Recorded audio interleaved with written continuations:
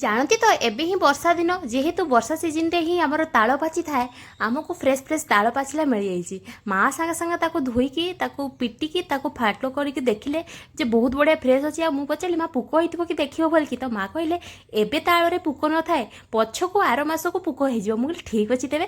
ସାଙ୍ଗେ ସାଙ୍ଗେ ମା ତାକୁ ଘଷିକି ରସ କାଢ଼ି ନେଇଗଲେ। ଆଉ ଏପଟେ ମୁଁ ଚୁନା ମଧ୍ୟ ବଢ଼ିଆକି ରେଡ଼ି କରିନେଲି ଚଲେଇକି ରେଡ଼ି କରିଦେଲା ପରେ ମା ଏପଟେ ଗୋଳେଇ ନେଲେ ଲୁଣ ଆଉ ଅଳ୍ପ ଟିକେ ଚିନି ଆଡ଼୍ କରିକି, ଯାହାକି ଆମର ଛାଣା ହେବ। ଆଉ ୟା ପରେ ଛାଣା ପିଠା ହେଇଗଲା। ଛାଣା ପିଠା ହେବା ଭିତରେ ଆମର ବହୁତ ସୁନ୍ଦର ଭାବରେ ମୁଁ ଛୋଟ ବଡ଼ ସାଇଜ୍ର କରିନେଲି। ଯାହାକୁ ଛୋଟ ପସନ୍ଦ ସେ ଛୋଟ ଖାଇବ, ଯାହାକୁ ବଡ଼ ପସନ୍ଦ ବଡ଼ ଖାଇବ। ଆଉ ମୋତେ ଛୋଟ ବି ଭଲ ଲାଗିଲା, ବଡ଼ ବି ବହୁତ ଭଲ ଲାଗିଥାଏ।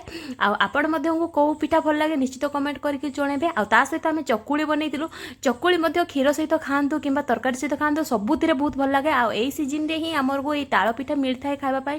ନିଶ୍ଚିତ ଥରେ ଟ୍ରାଏ କରନ୍ତୁ। ଆଉ ମୋ ସହିତ ରେସିପି କେମିତି ଲାଗିଲା କମେଣ୍ଟରେ ସେୟାର କରନ୍ତୁ। ରହୁଛି, ବାଏ ବାଏ।